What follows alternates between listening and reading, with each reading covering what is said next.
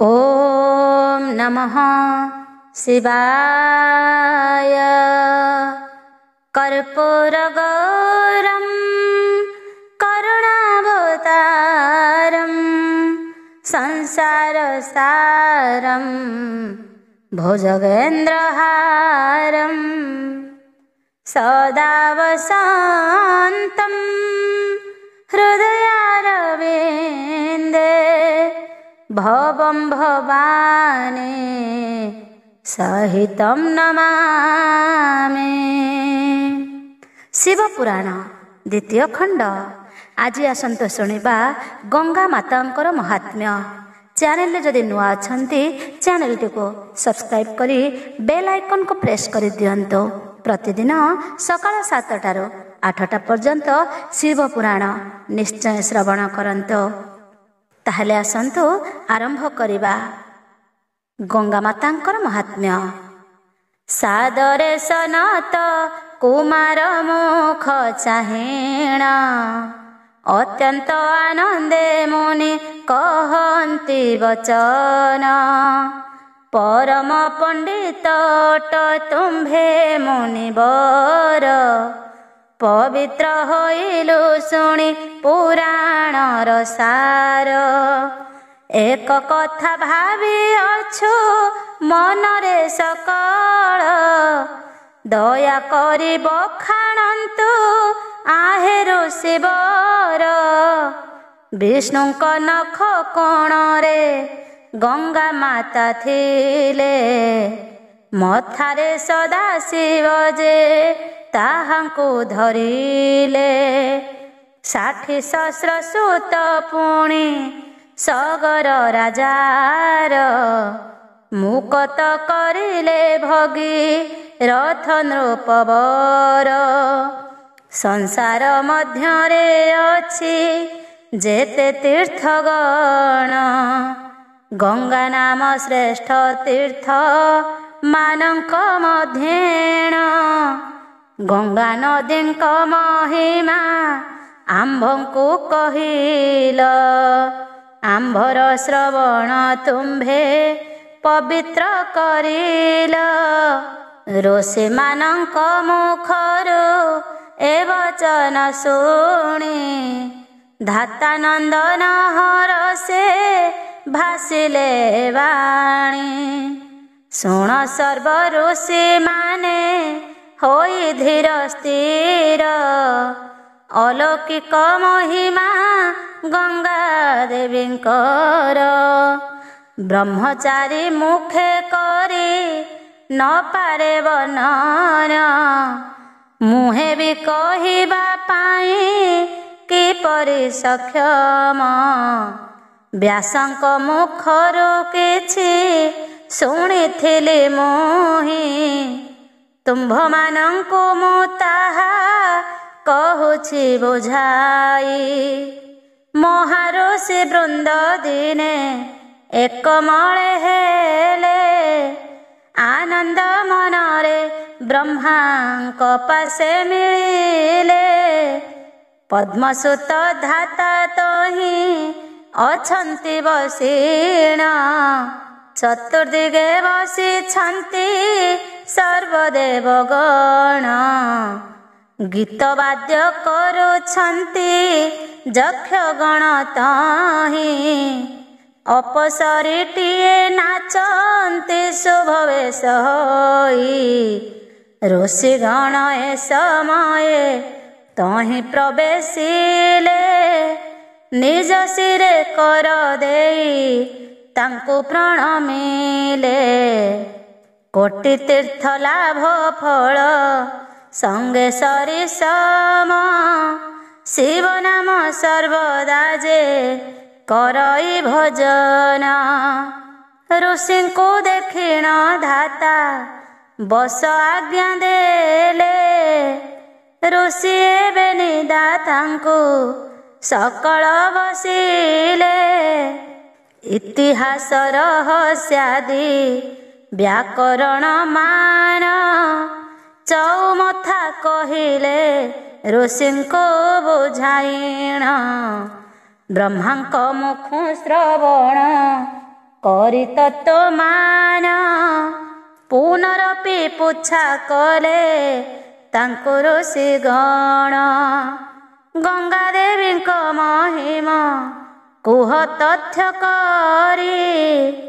ତବ କୃପାରୁ ଶୁଣିବା ମହିମା ତାଙ୍କରି। ଧାତା ବୋଲନ୍ତି ଗଙ୍ଗାଙ୍କ ମହିମା କୀର୍ତ୍ତନ, କରିବାକୁ ଅସମର୍ଥ ମୁହିଁ ଋଷିଗଣ। ସଦାଶିବ ଜାଣିଛନ୍ତି ମହିମା ତାଙ୍କରି, ଜାଣନ୍ତି କିଛି କମଳା କାନ୍ତନର ହରି। ଶୁଣିବା ପାଇଁ ଯେବେ ସେ ବଳାଇଛି ମନ, ବୈକୁଣ୍ଠ ଯାଅ କିବା ଭେଟ ପଞ୍ଚାନନ। ଋଷିଗଣ ଏହା ଶୁଣି ବୋଲନ୍ତି ବଚନ, ତହିଁ ଯିବା ପାଇଁ ଆମ୍ଭେ ସାମର୍ଥ୍ୟ ବିହୀନ। ଭୋ ପିତା ଯାଆନ୍ତୁ ଏବେ ସଦୟ ହୋଇଣ, ବିସ୍ତାରି କରିବେ ଆସି କରିଣ ଶ୍ରବଣ। ବେଦବର ଶୁଣି କରି ହରଷିତ ମନ, ହଂସଯାନ ଚଢ଼ି କରି କରିଲେ ଗମନ। ଯିବା ପାଇଁ କପିଳାସ ଚିନ୍ତିଣ ମନର, ହଂସଯାନରେ ଗମନ୍ତି ଅତି ଧୀର ଧୀର।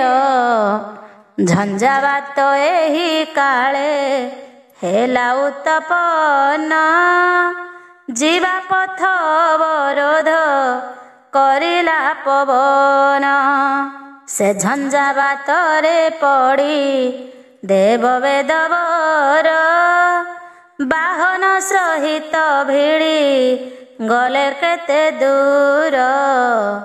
କୈଳାସକୁ ପଥ ବଣା ପିତାମହ ହେଲେ, ଅନ୍ୟ ପଥେ ଭ୍ରମେଣ ପଳାଇଣ ଯେ ଗଲେ। ଦିଗ ବାରି ନ ପାରିଲେ ତହିଁ ବେଦବର, ଦଶ ଦିଗ ପୁରୀ ଝଡ଼ ଅତି ଭୟଙ୍କର। ବେଳୁ ବେଳ ଘଡ଼ଘଡ଼ି ବିଜୁଳି ମାରଇ, ଜଳ ବର୍ଷିବାର ଧ୍ୱନି ଶୁଣାତ ପଡ଼ଇ। ଜଳ ବରଷା ଝରଇ ଶବଦ କରଇ, କାତର ହୋଇଲେ ବ୍ରହ୍ମା ନ ପାରିଲେ ସହି। ପ୍ରବେଶ ହୋଇଲେ ସ୍ଥାନେ ଦେ ବେଦବର, ରହିବାକୁ ନାହିଁ ଠାବ କରିବି ବିଚାର। ଚଉଦିଗେ ଅନ୍ଧକାର ପଥ ନ ଦିଶଇ, ଅତ୍ୟନ୍ତ ତାପିତ ହେଲେ ପିତାମହ ତହିଁ। ଏପରି ଦୁଃଖରେ ଧାତା କିଛି ଦୂର ଗଲେ, ଏକଇ ମନ୍ଦିର ଅଛି ସେଠାରେ ଦେଖିଲେ।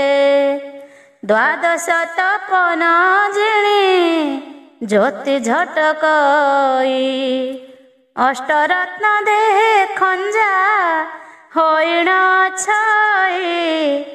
14 ଭୁବନେ ରୂପ ନାହିଁ ପଟାନ୍ତର, ଦେଖି ସ୍ତମ୍ଭୀଭୂତ ହେଲେ ତହିଁ ବେଦବର। ବିଚାରନ୍ତି ମନେ ମୁହିଁ ବିଧାତା ଅଟଇ, ସୃଷ୍ଟିରେ କି ମୋହ ଛଡ଼ା ଆଉ କେ ଅଛଇ। ସର୍ଜି ନାହିଁ କିଏ ପୁର ହସ୍ତରେ ମୋହର, ଗଢ଼ି ଅଛି ମାନ କେହୁ କରିଣ ସୁନ୍ଦର। ଯାହା ହେଉ କିଛି କ୍ଷଣ ମନ୍ଦିରେ ରହିଣ, ଶ୍ରମ ହରି କୈଳାସକୁ କରିବି ଗମନ। ଏସନ ବିଚାରି ଧାତା ମନରେ ତାଙ୍କର ମନ୍ଦିର ମଧ୍ୟକୁ ଗଲେ ବାହନ ସଙ୍ଗରେ। ମନ୍ଦିର ମଧ୍ୟେ ଦେଖନ୍ତି ତହିଁ ବେଦବର, ଶତମୁଖ ଧାତା ଛନ୍ତି ମନ୍ଦିର ମଧ୍ୟରେ। ଋଷିଗଣ ବେଢ଼ିଛନ୍ତି ତାଙ୍କ ଦଇକତି, ତାରାଗଣ ଚନ୍ଦ୍ରମାକୁ ଯେହ୍ନେ ବେଢ଼ିଥାନ୍ତି। ଅନର୍ଗଳ ତେଜ ଦେହୁ ବାହାରେ ତାଙ୍କର, ଶତ ଚନ୍ଦ୍ର ନ ପାରିବେ ହେଲେ କଠୋଳ। ଦେଖି ଚତୁର୍ମୁଖ ଧାତା ନୟନରେ ତାଙ୍କୁ, ଭାଳି ବସିଲେ ଅନେକ ଆପଣା ମନକୁ। ଏ କେଉଁ ଧାତା ବିଚାରି କିଛି ନ କହିଲେ, ସ୍ୱୟଂ ପରମେଷ୍ଟି ତହିଁ ନିରତେ ରହିଲେ। ତଦୁତ୍ତାରେ ତାଙ୍କୁ ଚାହିଁ କଲେ ନମସ୍କାର, ଚତୁର୍ମୁଖ ପୁଛା କଲେ ବଚନ ମଧୁର। କାହାର ସୃଷ୍ଟି ମହିମା କୁହନ୍ତୁ ବୁଝାଇ, ଏ ପୁର ପୂର୍ବ ଲାଗେ ସୁନ୍ଦର ପଣେହି। ସତେ ମୁଖ କେଉଁ ପରି ହୋଇଲା ତୁମ୍ଭର, ସର୍ଜନାରେ ଶତ ମୁଖ କେ ଦେଲା ତୁମ୍ଭର। ଋଷିଗଣ ମାନ ତୁମ୍ଭେ ଘେନି ସଙ୍ଗତର, କେଉଁ ସୃଷ୍ଟି ସରଜିଛି କୁହ ମୋ ଆଗର। ସକଳ ସରିତ ମୋତେ ଅନୁଗ୍ରହ କରି, କୁହନ୍ତୁ ମନରୁ ଭ୍ରାନ୍ତି ତୁଟିବ ମୋହରି। ଶତମୁଖ ବ୍ରହ୍ମା ଶୁଣି ବୋଲନ୍ତି ବଚନ, ଯାହା ପଚାରିଲ ଧାତା ମନ ଦେଇ ଶୁଣ।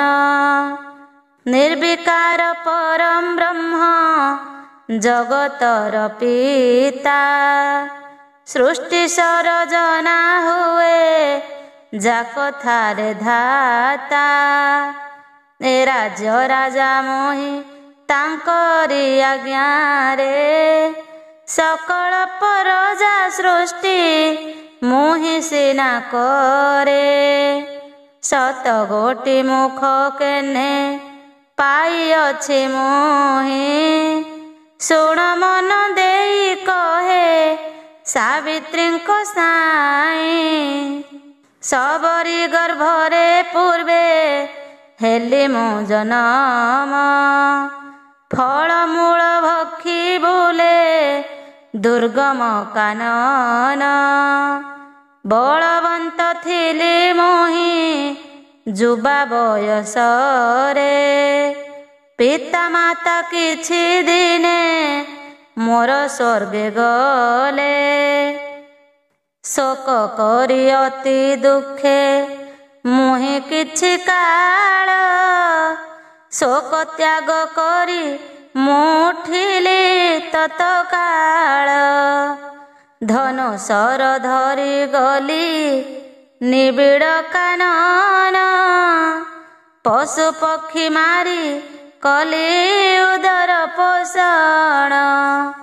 କଠୋର ହୃଦୟ ମୋର ସବରଟି ମୁହିଁ, ନାନା ଜନ୍ତୁ ବିନାଶିଲି ପାପ ଗଲା ହୋଇ। ଦିନେ ଭ୍ରମଣ କରୁ ମୁଁ ଅରଣ୍ୟ ମଧ୍ୟରେ, ଗଙ୍ଗା ତୀରେ ପ୍ରବେଶିଲି ଧନୁଶର କରେ। ପ୍ରକାଣ୍ଡ ବୃକ୍ଷ ଦେଖିଲି ଗଙ୍ଗାର କୂଳର, ନାନା ଜାତି ପକ୍ଷୀ ବସା ସେ ବୃକ୍ଷ ଉପର। ଶାବକ ଧରି ତାଙ୍କ ଚିନ୍ତିଲି ମନରେ ଧନୁଷର ଥୋଇ କରି ଚଢ଼ିଲି ବୃକ୍ଷରେ ପକ୍ଷୀମାନଙ୍କ ଧରଇ ଚଢ଼ି ବୃକ୍ଷ ଡାଳେ ଧରୁଥିଲି ପକ୍ଷୀ ଶାବକ ମୁଁ ଏକାଗ୍ରରେ କାଳ ସର୍ପ ଏକ ତରୁ କ୍ରୋଟରରେ ଥିଲା ହସ୍ତ ଭରନ୍ତେ ସର୍ପ ଦଂଶନ ସେ କରିଲା ଦନ୍ତାଘାତେ ବିଷ ଘୋଟି ଗଲା ଅଙ୍ଗେ ମୋର ଜ୍ଞାନ ସମ୍ପଦ ଲୁଟିଲ କ୍ଷଣକେ ମୋହର ଜ୍ଞାନ ହରାଇଣ ମୁହିଁ ହୋଇଣ ବିକଳ ବୃକ୍ଷରୁ ପଡ଼ିଲି ଗଙ୍ଗା ନଦୀର ଜଳର ପେଣ୍ଡୁ ପରାଣ ମୋହର ହୋଇଲା ଅନ୍ତର ସୁର ନାରୀ ନେଲେ ମତେ ବିମାନ ମଧ୍ୟର ଗନ୍ଧର୍ବେ ଦୁନ୍ଦୁଭି ବାଇ କଲେ ଗୀତ ଗାନ ଅତି ଆନନ୍ଦେ ନାଚିଲେ ଅପସରା ଗଣ ଆଲଟ ଚାମର ଅଗ୍ରେ ଢାଳିଲେ ସକଳ ମହାସମ୍ଭର୍ବେ ଘେନି ସେ ଗଲେ ସ୍ୱର୍ଗପୁର ମିଳି ଯମଦୂତ ମାନେ ଏକାଳେ ଆସିଲେ ବାଟରେ ଓଗାଳି ତାଙ୍କୁ ବଚନ ବୋଇଲେ ଅତ୍ୟନ୍ତ ପାପିଷ୍ଟ ଏସବର ଦୁରାଚାର ଜୀବବଧି ଅଛି ଏହୁ ସଂଖ୍ୟା ନାହିଁ ତାର କେହ୍ନେ ନେଉଅଛ ତାଙ୍କୁ ତୁମ୍ଭେ ସ୍ୱର୍ଗପୁର ସନ୍ଦେହ ଲାଗୁଣ ଅଛି ମନରେ ଆମ୍ଭର ଯମଦୂତଙ୍କୁ ବୋଲନ୍ତି ଦେବଦୂତ ଗଣ ଗଙ୍ଗା ଜଳେ ପଡ଼ି ଏହୁ ତେଜିଲା ଜୀବନ ଯେତେ ପାପ କରିଥିଲା ସର୍ବଗଲା ଧୋଇ ପୁଣ୍ୟ ବିକଶିଲା ସ୍ୱର୍ଗେ ନେଉଅଛୁ ବହି ଶୁଣି କରି ଯମଦୂତେ କଲେ ପଳାୟନ ଦିବ୍ୟ ତେଜ ମୋ ଶରୀରୁ ଜନ୍ମିଲା ତକ୍ଷଣ ଶତଗୋଟି ମୁଖ ମୋର ହେଲା ଉତ୍ତପନ ତଦୁତ୍ତାରେ ଯା ଘଟିଲା ମନ ଦେଇ ଶୁଣ ପରମ ପୁରୁଷ ଯେହୁ ଜଗତର ପିତା ଉପସ୍ଥିତ ହେଲେ ଆସି ତହିଁ ବିଶ୍ୱ ପିତା ଏ ଜଗତ ପାଳ ତୁହି ଅତି ଆନନ୍ଦରେ ଶତମୁଖ ବ୍ରହ୍ମା ନାମ ହେଲା ମୋ ଆଜ୍ଞାରେ ଏସନ କହିଣ ବ୍ରହ୍ମ ହେଲେ ଅନ୍ତର୍ଧ୍ୟାନ ସେଦିନୁ ଏ ରାଜ୍ୟ ମୁହିଁ କରୁଛି ପାଳନ ଗଙ୍ଗାଙ୍କ ପ୍ରସାଦେ ସତ ମୁଖ ପ୍ରାପ୍ତି ମୋର ସେଦିନୁ ସୃଷ୍ଟି ସର୍ଜିଣ ପାଳଇ ସଂସାର ସୃଷ୍ଟି ସମାଚାର ମୋଠୁ କରିଲ ଶ୍ରବଣ ଯାଅ କି ଥାଅ ଶୁଣିଣ ମୋହର ବଚନ ତୁମ୍ଭେ ବ୍ରହ୍ମା ବୋଲି ଏକ ଚିନ୍ତକି ମନର ଅକାଳେ ବ୍ରହ୍ମା ଇନ୍ଦ୍ର ଯେ ଛନ୍ତି ସଂସାରର କେତେ କରୁଣ କୁବେର ଚନ୍ଦ୍ର ରହିଛନ୍ତି ସଂଖ୍ୟା କରିବାକୁ ନାହିଁ କାହାର ଶକତି ଶୁଣି ଚତୁର୍ମୁଖ ବ୍ରହ୍ମା ଆଶ୍ଚର୍ଯ୍ୟ ହୋଇଲେ ଶତମୁଖ ବ୍ରହ୍ମା ପାଦେ ନମସ୍କାର କଲେ।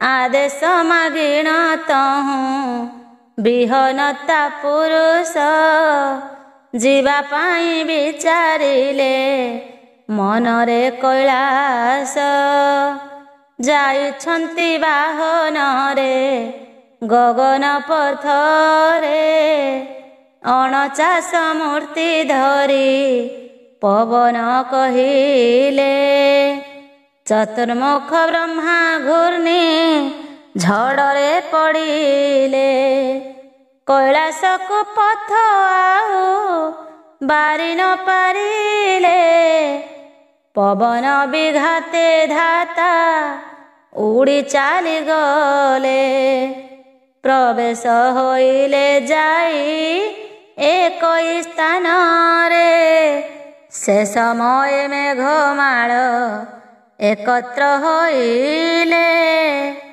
मुसळ धारारे से तो जल बरसिले महिरू हे बात घाते उपुड़ी गड़ती घड़घड़ी शुभु अछि पुणी चौकती मेघ अंधकारे रास्ता घटन दिशई अत्यंत कष्टरे झाता दरांडी गमई दिव्य गृह एक किछि दूररे देखिले भ्रमजात कराउछि से गृह ज्योतिरे अति जतने से गृह गढ़ी अछि बिहि उपमा देवाकु तिनि पुररे के नाही धाता देखि करी पुर हेले आश्चंबित निरे चाहिण धाता जे होइले स्थगित पथ श्रमंगु तांक होइला हरण सुस्थ हेले वेदवर स्थिर हेला मन से मंदिर मध्ये तहु प्रवेशिले जाई बसी अछि पुरुष एक ताहाकु देखई स्कंध उपरे शोभई सहस्र आनन अंग ज्योति ताहांकर बसिण समान तांक सहस्र मुख दिशे बिकच कौशल सर्व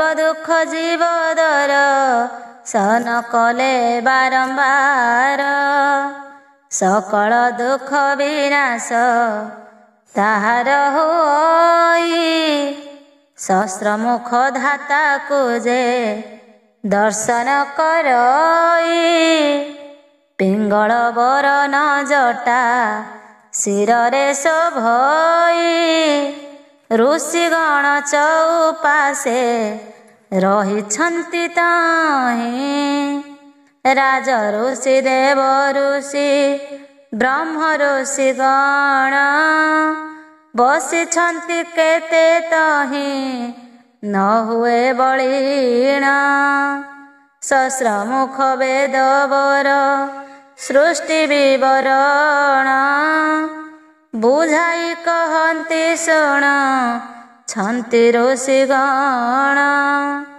ऋषिगण श्रवण करन्ति हरसरे नाना गीत वाद्य नृत्य हुई सेठारे विविध प्रकार वाद्य मान जे बाजई आनंद रसरे स्थान उछुली पड़ई चतुर्मुख ब्रह्मा सभारे हा देखिण खंडे दूरे हेले उभा पशि न पारिण ऋषि जणे से सभारू उठिण आसिले सहस्र मुख ब्रह्मांक पासे जणाइले पुरुषे कौभा ହୋଇଛନ୍ତି ଦୁଆରତେ।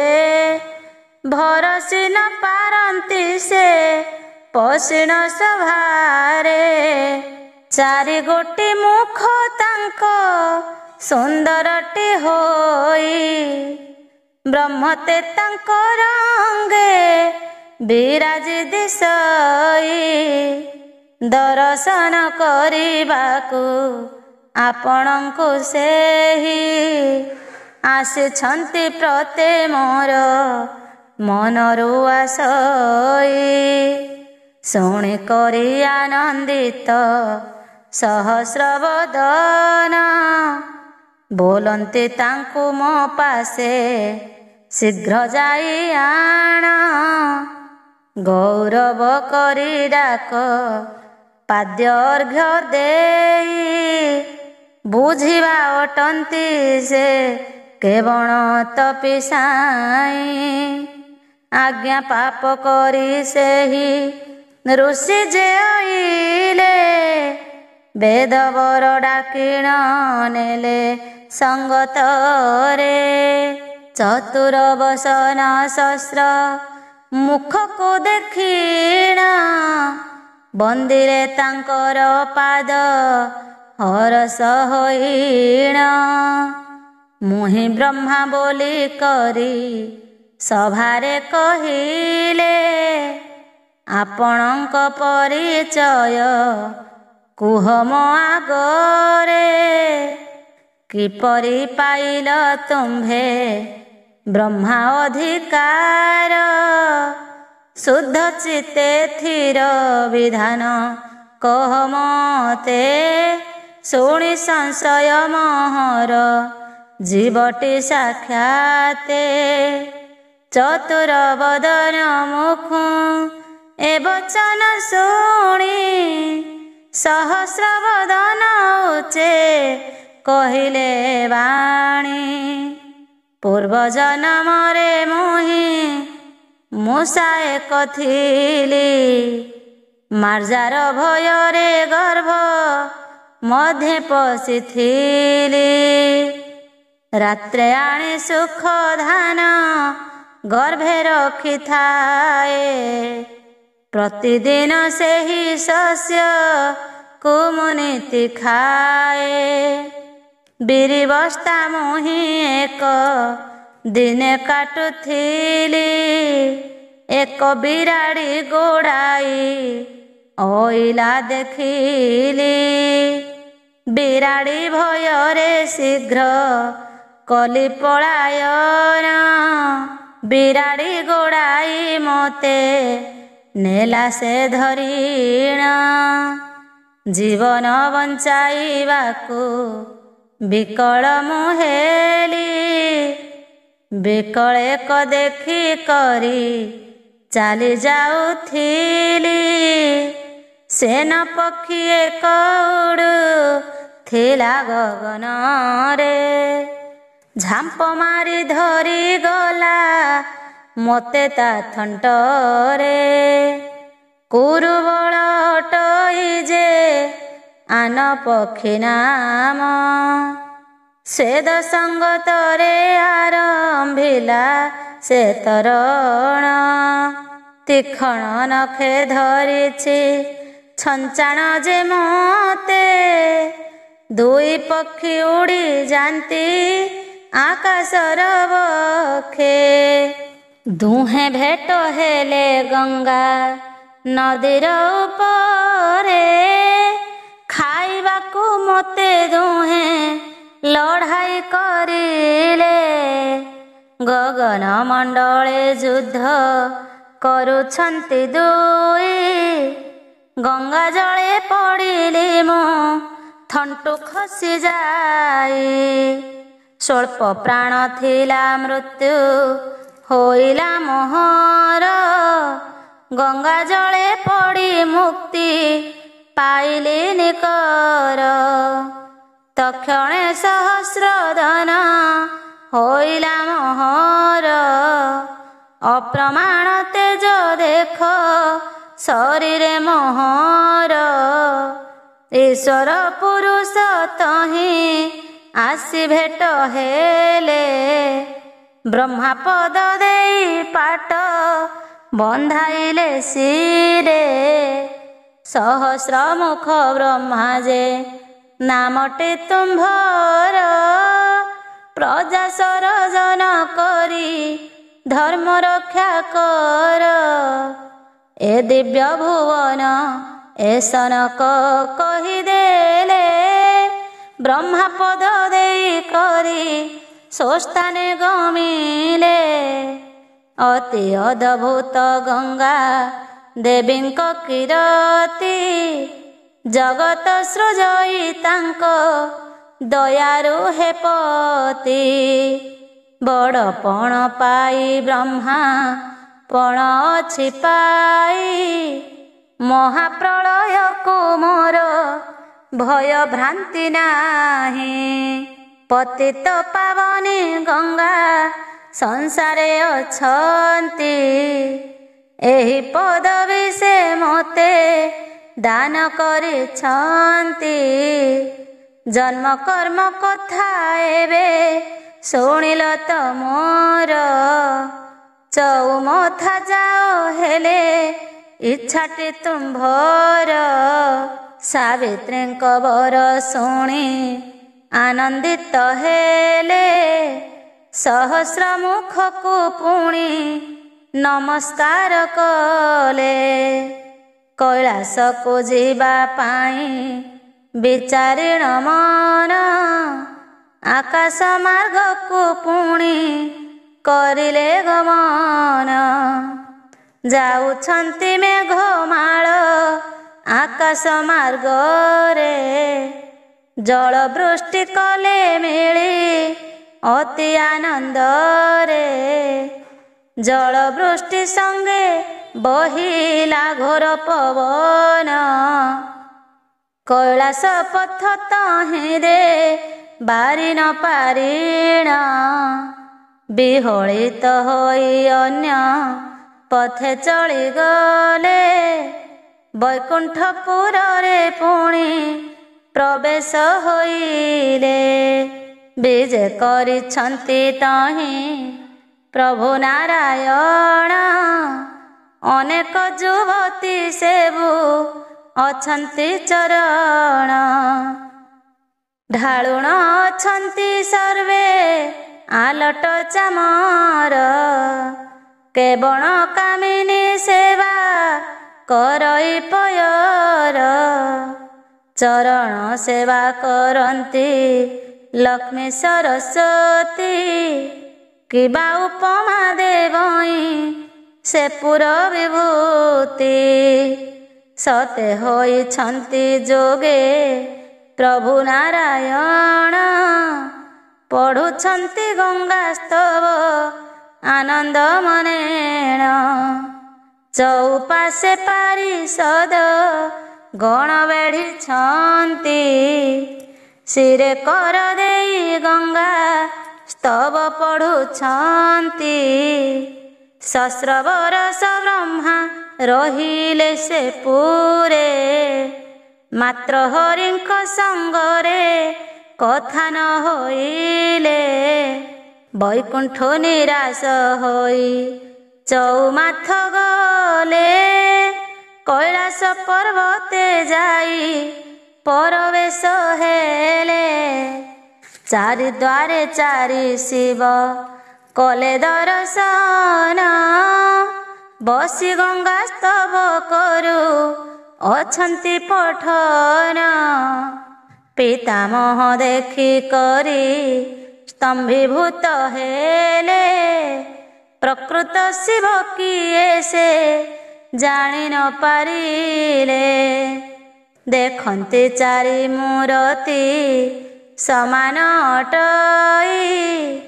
ପ୍ରକୃତ ଶିବ କିଏ ସେ କେହ୍ନେ ଜାଣିବଇ। ବ୍ରହ୍ମାଙ୍କର କଥା ଦ୍ୱାର ପାଳ ଯେ ଜାଣିଲେ। କୋମଳ ବଚନେ ପୁଣି ତାହାଙ୍କୁ କହିଲେ। ଚାରି ଦ୍ୱାର ପାଳ ଆମ୍ଭେ ନୋହୁ ପଞ୍ଚାନନ। ରତ୍ନ ସିଂହାସନେ ଶିବ ଅଛନ୍ତି ବସିଣ। ଯୋଗେ ଯୋଗାଦି ପୁରୁଷ ବସିଣ ଅଛନ୍ତି। ବାମଙ୍ଗେ ବସିଛନ୍ତି ମାତା ପାର୍ବତୀ। ଗଙ୍ଗାଙ୍କୁ ଦହିଣଛନ୍ତି ମସ୍ତକ ଉପରେ। ଦର୍ଶନ କରି ଯିବ ପୁଛି ଆସେ ଥରେ। ଦେଲେ ଆଜ୍ଞା ଭେଟାଇବୁ ଛାମୁରେ ନେଇଣ। ତାଙ୍କୁ ପଚାରି ଆସିବି ପ୍ରଥମେ ଯାଇଣ। ବିଧାତା ବୋଲନ୍ତି ସର୍ବ କୁହନ୍ତୁ ଫିଟାଇ।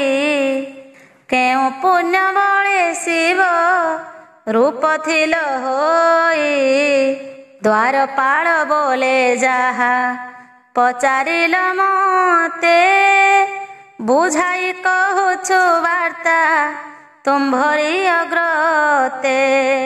କୃମି କୀଟ ହୋଇଥିଲୁ ପୂର୍ବ ଜନ୍ମରେ। ପରମାଂସ ଖାଇ ଦିନ କାଟିଲୁ ଦୁଃଖରେ। ଅମେଧୁ ଦୁର୍ଗନ୍ଧ ବିଷ୍ଠା କରିଣ ଭକ୍ଷଣ। ହେଉଥିଲା ଧାତା ଆମ୍ଭର ଉଦର ପୂର୍ଣ୍ଣ। କୃମି ଜନ୍ମ କଥା ଆମ୍ଭ କହି ତନୁ ହଇ। ଶୁଣ ଚଉମଥା ତାହା ମନ କର୍ଣ୍ଣ ଦେଇ। କୁକୁର ଏକଇ ମରି ଥିଲା ଗଙ୍ଗା କୂଳେ। ଶବ ଗୋଟି ସଢ଼ିଗଲା ପଡ଼ିଣ ତାହାରେ। କୃମି ହୋଇଥିଲୁ ଆମ୍ଭେ ସେ ଶିବ ଦେହରେ। ଏକ କାକ ପ୍ରବେଶିଲା ଆସିଣ ସେଠାରେ। ପଚା ମାଂସ ଭିଡ଼ି ଭିଡ଼ି ସେ କାକ ଖାଇଲା। ବୃକ୍ଷ ପରେ ନେଇଣ ଖାଇବ ଭାବିଲା। ଦଇବର ବଳେ ଥଣ୍ଟୁ ପଡ଼ିଲି ଖସିଣ। ଗଙ୍ଗା ଜଳେ ପଡ଼ିଗଲି ଥଣ୍ଟରୁ ଯାଇଣ। ପରାଣ ଛାଡ଼ିଲି ପଡ଼ି ଗଙ୍ଗାର ଜଳରେ। ସ୍ୱରୂପ ଧରିଲି ପଡ଼ି ଗଙ୍ଗାର କୂଳରେ। ତହିଁ ଶିବଙ୍କ ରୂପକୁ ମୁହିଁ ଯେ ଧରିଲି। ସେ ସ୍ୱରୂପ ପାଇ କରି ଆନନ୍ଦିତ ହେଲି। ଶିବଗଣ କିଛି କ୍ଷଣେ ପରବେଶ ହେଲେ। ଦିବ୍ୟ ଜାନେ ବସାଇଣ ଆମ୍ଭଙ୍କୁ ଆଣିଲେ। କୈଳାସେ ମିଳିବା ଦେଖି କରି ପଞ୍ଚାନନ। ସୁପ୍ରସନ୍ନେ ଦ୍ୱାରପାଳ କଲେ ଆମ୍ଭନ୍ତେଣ। ପୂର୍ବ ପାପ ନିସ୍ତରିଲି ଗଙ୍ଗାଙ୍କ ଦୟାରେ। ଶିବ ରୂପେ ଦ୍ୱାରପାଳ ହୋଇଲେ ସେଠାରେ। ପତିତ ପାବନେ ଗଙ୍ଗା ତ୍ରୈଲୋକ୍ୟ ତାରିଣୀ। ତାଙ୍କରି ମହିମା କେବେ ନୁହଁଇଟି ଜାଣି। ତ୍ରୈଲୋକ୍ୟ ଠାକୁର ପ୍ରଭୁ ସେ ତିନି ରୂପରେ। ଗଙ୍ଗାଙ୍କ ମହିମା ନାହିଁ ତାଙ୍କର ଗୋଚରେ। କମଳ ଆସନ ଶୁଣି ଆନନ୍ଦିତ ମନ। ଶିବଙ୍କର ମିଳିଗଲା ତହିଁ ଦର୍ଶନ। ଗଙ୍ଗାଙ୍କ ମହିମା ଆସିଥିଲି ବୁଝିବଇ। ଆଖିରେ ଦେଖିଲି କିଛି ନାହିଁ ବୁଝିବାଇ। ମହିମା ଅପାର ସତ ଗଙ୍ଗା ଦେବୀଙ୍କର। ଯେ ଭଜିବ ଏ ଭବୁ ହୋଇବ ସେ ଉଦ୍ଧାର। ପୁଣ୍ୟ ଫଳେ ତୁମ୍ଭଙ୍କୁ ମୁଁ କଲି ଦର୍ଶନ। ସକଳ ଦୁରିତ ମୋର ହୋଇଲା ନାଶନ। ଏଠାରୁ ଯାଏ ବାହୁଡ଼ି ଭୁବନେ ମୋହର। ହଂସ ପୃଷ୍ଠେ ଚଳିଗଲେ ଆପଣା ନଗର। ଜପି ହୃଦେ ଗଙ୍ଗାଙ୍କର ଏକ ଏକ ନାମ। ଯଶବନ୍ତୀପୁରେ ଧାତା ଗଲେଟି ମିଳିଣ। ସହସ୍ରେକ ନାମ ଜପ ହୋଇଲା ପୂରଣ। ସଭାରେ ବସିଲେ ଧାତା ଆନନ୍ଦ ହୋଇଣ। ଋଷିଗଣ ତହିଁ ବସି ଥିଲେ ଆନନ୍ଦରେ। ଶୁଦ୍ଧ ଚିତ୍ତେ ସହସ୍ର ନାମ ପଠନ କରିଲେ। ପାପ ନାଶୀ ପୁଣ୍ୟ ପଥେ କରିବ ଗମନ। ତ୍ରୈଲୋକ୍ୟରେ ଅଗୋଚର ମହିମା ତାଙ୍କର। ବର୍ଣ୍ଣନା କରିଅଛ ଯେବେ ଋଷିଗଣ। ପଠନ କର ସକଳେ ତୁମ୍ଭେ ସହସ୍ର ନାମ। ସହସ୍ର ନାମ ଶୁଣଇ ଯେ ଗଙ୍ଗା ଦେବୀଙ୍କର। ଭକ୍ତିପୂତ ହୋଇ ଶୁଣେ ଯେ ସଂସାରୀ ପାଖରେ। ଭଗୀରଥ ସୁପ୍ରସନ୍ନ ହୁଅନ୍ତି ତାଠାରେ। ସେହି ଜନଟି ମହାନ ସଂସାର ମଧ୍ୟରେ। ଜ୍ୟେଷ୍ଠ ମାସଣ କି ଦୋଷ ହୋରା ଯେଉଁ ଦିନ। ପିତୃଙ୍କ ଦିବସେ ଅବା ଯେ ତିଥି ଉତ୍ତମ। ପୂର୍ଣ୍ଣମୀ କି ଅମାବାସ୍ୟା ସେ ପ୍ରଥମ ଦିନ। ଦୁଇ ପକ୍ଷ ଏକାଦଶ ସଂକ୍ରମଣ ମାନ। କୃଷ୍ଣାଷ୍ଟମୀ ଚତୁର୍ଦ୍ଦଶୀ ସୋମବାର ଦିନ। କିଏ ବା ସଦାଶିବଙ୍କ ତିଥିକୁ ଘେନିଣ। ଏ ସର୍ବଦିନରେ ପୂଜଇ ଯେ ଗଙ୍ଗା ମାତ। ସହସ୍ର ନାମ ପଠନ କରିବ ସତତ। କାମନା ଯାଥିବ ତାର ହୋଇବ ପୂରଣ। ଦିବ୍ୟ ଗତି ପାଇବ ସେ ହାରିଲେ ପରାଣ। ବ୍ରାହ୍ମଣ କ୍ଷତ୍ରିୟ ବୈଶ୍ୟ ଶୂଦ୍ର ଜାତି ମାନ। ଯେତେକ ନାରୀ ଅଛନ୍ତି ସଂସାରେ ମଧ୍ୟେଣ। ଯେଉଁ ଫଳ ମାନ ବିଚାରିବେ ସେ ମନରେ। ଗଙ୍ଗା ପୂଜିଲେ ସେ ଫଳ ଲୋଭିବେ ସକଳେ। ଦେବୀ ସୁରେଶ୍ୱରୀ ତାଙ୍କୁ ହେବେ ସୁପ୍ରସନ୍ନେ। ଭବବାରୀ ଆନନ୍ଦରେ ଯିବେ ସତରୀଣ। ଏତେ ପଦ୍ମାସନ ଋଷି ଗଣକୁ କହନ୍ତି। ଏକଲଏ ଶ୍ରବଣ କର ଯା କହୁଅଛି। ଗଙ୍ଗାଙ୍କ ସମାନ ନାହିଁ ପତିତ ତାରିଣୀ। ସ୍ନାନ କଲେ କଲେ ମୁକ୍ତି ଲାଭ କରେ ପ୍ରାଣୀ। ମୃତ୍ୟୁ ହେଲେ ଅସ୍ଥି ଯାର ଗଙ୍ଗାରେ ପଡ଼ଇ। ପାପନାଶୀ ସ୍ୱର୍ଗେ ସେହି ଗମନ କରଇ। ଗଙ୍ଗା ନାମ କରେ ଧ୍ୟାନ ମରଣ କାଳରେ। ନିବାସ ମିଳୟ ତାହାକୁ ସ୍ୱର୍ଗପୁରରେ। ଭଜନ କରଇ ଯେହୁ ଗଙ୍ଗାଙ୍କର ନାମ। ସକଳ ପାତକ ତାର ହୁଏ ବିନାଶନ।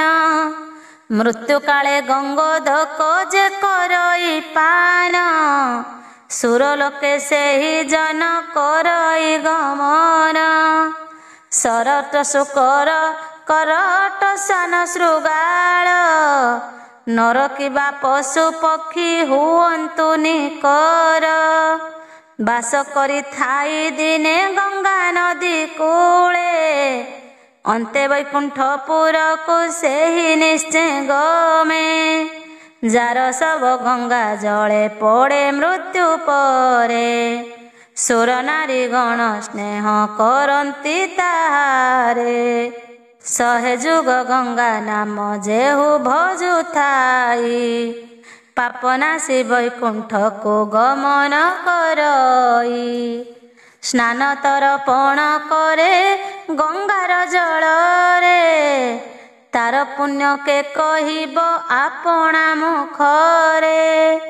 କାଶୀରେ ଜନମି ବିଶ୍ୱେଶ୍ୱରଙ୍କୁ ପୂଜଇ, ସାଧୁ ସଙ୍ଗେ ଗଙ୍ଗା ଜଳେ ସ୍ନାନ କରୁଥାଇ। ଏ ଚାରି ସଙ୍ଗରେ ନାହିଁ ଆଉ ଧର୍ମ କର୍ମ, ସର୍ବକର୍ମ ଠାରୁ ଏହି କରମ ପ୍ରଧାନ। ଶୁଣିଲ ଗଙ୍ଗା ଦେବୀଙ୍କ ମହିମା ସକଳ, ଆରାଧନାରେ କର ଗଙ୍ଗା ଦେବୀଙ୍କ ପୟର। ପରମ ସାଧବୀ ତୁମ୍ଭଙ୍କୁ ନେବେ ଉଦ୍ଧାରି, ସୁଦୟା କରିଲେ ତରି ଯିବ ଭବ ବାରି। ଧାତୁ ସୁତ କହି ଏ ମନ ହେଲେ ମୌନ, ଜଗତରେ ନାହିଁ କେହି ତୁମ୍ଭ ସରି ସମ। ବ୍ୟାସଙ୍କଠୁ ଶୁଣି ଯାହା ଥିଲା ମୋ ମନରେ, କହିଲି ସକଳ ଗାଥା ତୁମ୍ଭ ଗ୍ରତରେ। ପତିତ ପାବନୀ ଗଙ୍ଗା ଦେବୀଙ୍କର ନାମ, ଦୀନ ବୁଦ୍ଧିମନ୍ତ ତୁଣ୍ଡେ କରଇ ଭଜନ। ଗଙ୍ଗାରେ ସ୍ନାନ କରିବା ନିୟମ। ସନତ କୁମାରଙ୍କର ମୁଖବାଣୀ ମାନ, ଶ୍ରବଣ କରି ଗଦ୍ଗଦେ ସର୍ବ ଋଷି ଗଣ। ସର୍ବଜ୍ଞ ପୁରୁଷ ଏବେ ଶୁଣ ଆମ୍ଭବାଣୀ, ଗଙ୍ଗା ସ୍ନାନର ନିୟମ କହନ୍ତୁ ବଖାଣି। ଗଙ୍ଗାରେ ସ୍ନାନ କରିବ ମାନିବି ନିୟମ, ଗଙ୍ଗା ସ୍ନାନ ଫଳ ଲଭିବଟି ଯେ ଜନ। ଧାତାଙ୍କ ନନ୍ଦନ ଶୁଣି ଆନନ୍ଦିତ ହେଲେ, ସର୍ବ ଋଷି ଏ ଶୁଣନ୍ତୁ ବୋଲି ନ କହିଲେ। ବୁଝାଇ କହିବି ତୁମ୍ଭେ ଯାହାଟି ପଚାର, ଗଙ୍ଗାରେ ସ୍ନାନ କରିଲେ ମିଳଇ କି ଫଳ। ଗଙ୍ଗାରେ ସ୍ନାନ ନିମିତ୍ତ ଯିବ ଯେତେବେଳେ, ନିର୍ମଳ ଝିନ ବସନ ପିନ୍ଧିବ ସେବେଳେ। ଆମିଷ ତୈଳ ତାମ୍ବୁଳ ନ କରି ଭକ୍ଷଣ, ରାଗ ହିଂସା କ୍ରୋଧ ଅଙ୍ଗୁ ତେଜିବ ସକଳ। ହବିଷ କରିବ ନ ଛୁଇଁବ କେବେ ନାରୀ, ଫଳ ପୁଷ୍ପେ ଶ୍ରୀ ଗୁରୁଙ୍କ ପଦ ସେବା କରି। ପିତାମାତାଙ୍କର ପୁଣି ବନ୍ଦିବ ଚରଣ, ଇଷ୍ଟ ଦେବଙ୍କୁ ସେଠାରେ କରିବ ପୂଜନ। ଜ୍ଞାତି ବନ୍ଧୁ ବାନ୍ଧବ ଯେ ହେବେ ସେହି ସ୍ଥାନ, ଆଶ୍ୱାସୀ କହିବ ତାଙ୍କୁ ମଧୁର ବଚନ। ଦୁର୍ଗା ମାଧବଙ୍କୁ ମନ ମଧ୍ୟେ ସୁମରିଣ, ସ୍ନାନେ ବାହାରିବ ତ୍ରାହି ତ୍ରାହି ଯେ କରିଣ। ଅନ୍ତର୍ଗତରେ ଚିନ୍ତିବ ମାତା ସୁରେଶ୍ୱରୀ, ତବ ପଦ ତଳେ ମନ ଥିବଟି ମୋହରି। ସ୍ନାନ କରିବା ପାଇଁ କି ତବ ପୁଣ୍ୟ ଜଳେ, ପୂର୍ଣ୍ଣ କର ମନସ୍କାମ ମାତ ଏତେବେଳେ। ପାଦ ଗତି କରିବ ଯେ ସ୍ତୋତ୍ର ଉଚ୍ଚାରିଣ, ଗ୍ରାମକେ ଏକ ରାତି ରହିବା ନିୟମ। କୌଣସି ବ୍ୟକ୍ତି ଦରବ ନ କରି ଗ୍ରହଣ, ଧ୍ୟାଇବ ଅନ୍ତରେ ଶିବ ବିଷ୍ଣୁ ଗଙ୍ଗା ନାମ।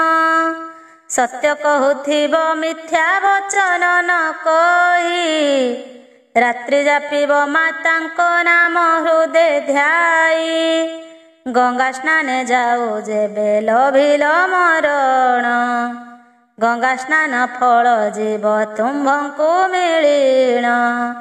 ଯିବା ବେଳେ ଆପଦ ଯେ ପଡ଼ିଲେ ବାଟରେ, ମାତାଙ୍କ ସ୍ତବ ପଢ଼ିଲେ ଚାଲିଯିବ ଦୂରେ।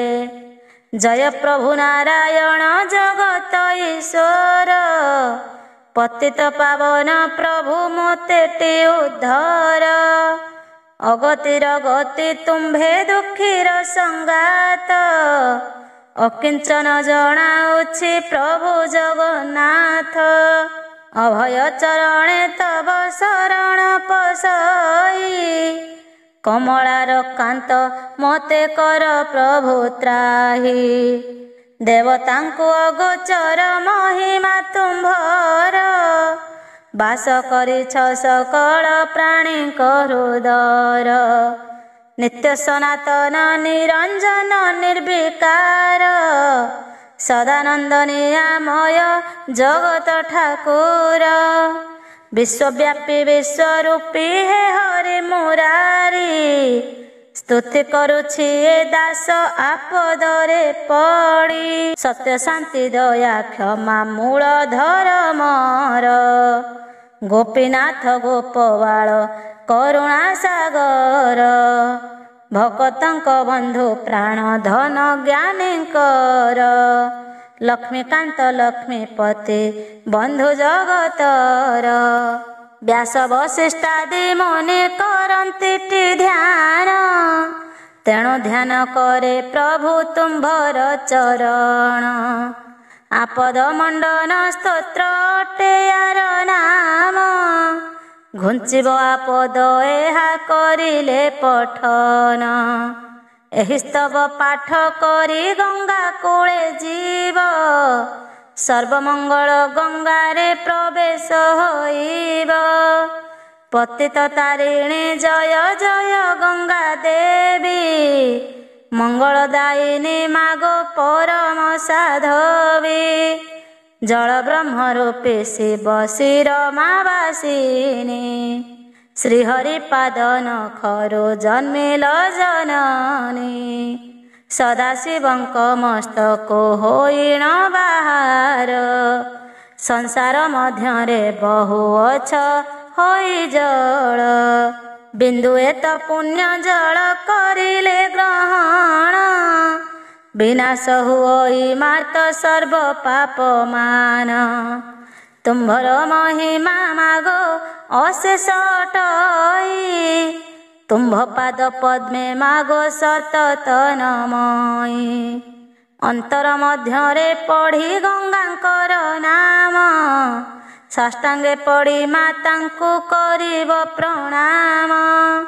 ସ୍ପର୍ଶ କରି ମାତାଙ୍କର ଜଳ ଯେଉଁ କାଳେ।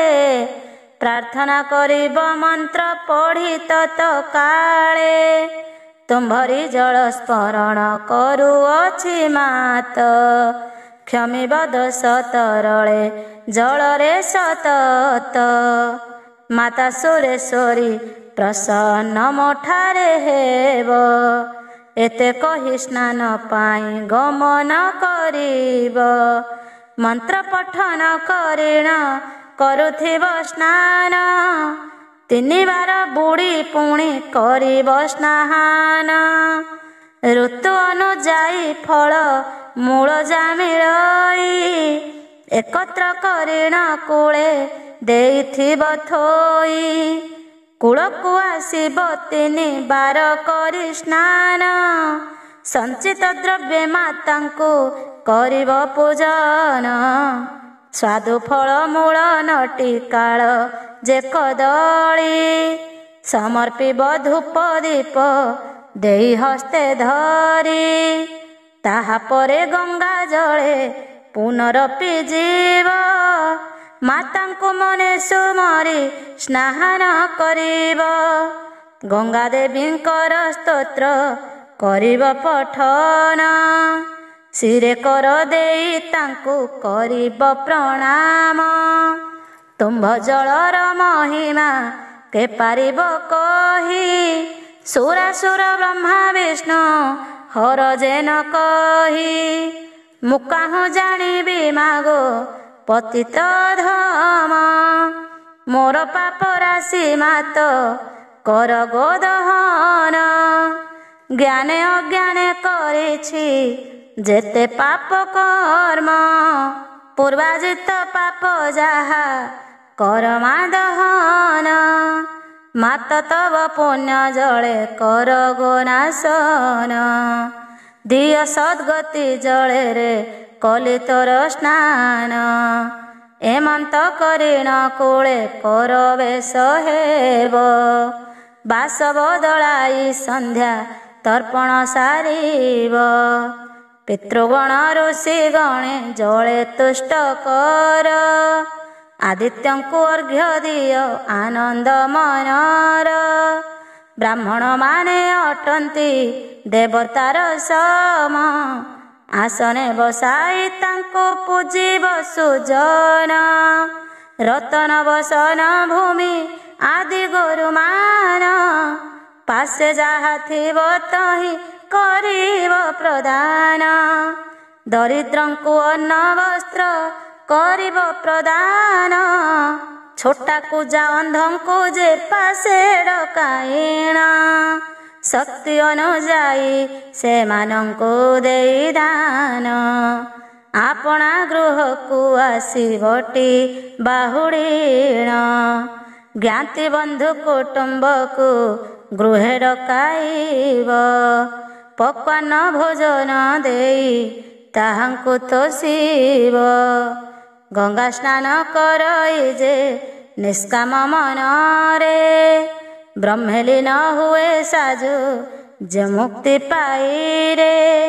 ଗଙ୍ଗା ସ୍ନାନ କଲେ ମନେ ସନ୍ତାନ ଇଚ୍ଛିଣ। ଯଶସ୍ୱୀ ସନ୍ତାନ ନିଶ୍ଚୟ ଲଭିବ ଜନମ। ଗଙ୍ଗା ତୀରେ 3 ଦିନ ବାସ କଲେ ନର। ସପ୍ତ ଜନ୍ମ ପାପ ନଷ୍ଟ ହୋଇ ତାହାର। ଶରୀରରେ ଗଙ୍ଗା ବାୟୁ ଯାହାର ଲାଗଇ। ସ୍ୱର୍ଗେ କୋଟି କଳ୍ପ ଯାଏ ସେ ଜନ ବସଇ। ଗଙ୍ଗା ତୀରେ ଯେଉଁ ଜନ ମୁହୂର୍ତ୍ତେ ବସଇ। ସଂସାରେ ଜନମ ତାର ସାର୍ଥକ ଅଟଇ। 1 ମାସ ଗଙ୍ଗା ତୀରେ ନିବାସେ ଯେ ଜନ। ଭୂତ ଗତି କୈଳାସରେ ଦିଅନ୍ତି ସ୍ଥାନ। ଯେହୁ 1 ବର୍ଷ ନିବସଇ ଗଙ୍ଗା କୂଳେ। 14 ଭୁବନ ସେହି ଜନଟି ଊର୍ଦ୍ଧ୍ୱରେ। ଗଙ୍ଗା ଦେବୀଙ୍କ ମହିମା ଅପାରୁ ଅପାର। ସରିବନି କହି ବସିଲେ ଯେ କେତେ କାଳ। ଜନ୍ମ ଏ ଗଙ୍ଗା ନଦୀର କୂଳେ ଯେଉଁ ଜନ। ଗଙ୍ଗା ଜଳ ଖାଇ କରି କାଟୁଥାଏ ଦିନ। ଛାଡ଼ଇ ଜୀବନ ସେହି ଜଳରେ ଗଙ୍ଗାର। ତା ପୁଣ୍ୟ ବର୍ଣ୍ଣନେ ଶକ୍ତି ନାହିଁଟି ମୋହର। ଦେହ ଅନ୍ତେ ଦେବ ଦେହ କରେ ସେ ଧାରଣ। ସ୍ୱର୍ଗପୁରେ ବସେ ଯାଇ କରି ସେହି ଜନ। ଯହିଁ ଜାତ ହେଉ ପଛେ ମରୁ ଗଙ୍ଗା ତୀରେ। ଜନମକୁ ହୋଇ ଏହି ମୋର ସଂସାରରେ। ବାସ କରି ଯେ ଦୁରାତ୍ମା ଗଙ୍ଗାର କୂଳରେ। ପର ନାରୀ ପର ଧନ ହରେ ନିରନ୍ତରେ। ଗୁରୁ ହତ୍ୟା ବ୍ରହ୍ମ ହତ୍ୟା ଭ୍ରୂଣ ହତ୍ୟା ମାତ। କୁକର୍ମ କରିଣର ଜୟ ଯେଉଁ ଜନ। ସର୍ବଦା ପ୍ରବୃତ୍ତି ଥାଇ ପାପ କର୍ମ କରେ। ବେଦ ବାକ୍ୟ ନ ମାନିଣ ସାଧୁ ନିନ୍ଦା କରେ। ପାପ ସହସ୍ର ଗୁଣରେ ତାହାର ବଢ଼ଇ। ବଜ୍ରଲେପ ହୋଏ ପାପ ଅଙ୍ଗୁ ଛାଡ଼େ ନାହିଁ। ଗଙ୍ଗା ଦେବୀ ତୋଷ ସଦା ନୁହନ୍ତି ତାହାରେ। ଘୋର ନର୍କରେ ପଡ଼ଇ ସେହି ଅନ୍ତକାଳେ। ଯେ ବଣ ଦୁଷ୍ଟ ଗଙ୍ଗା ଯେ ତୀର୍ଥେ ମିଥ୍ୟା କହେ। ସାଧୁଙ୍କୁ ନନ୍ଦିନୀଙ୍କୁ ବଚନ କହୁଥାଏ।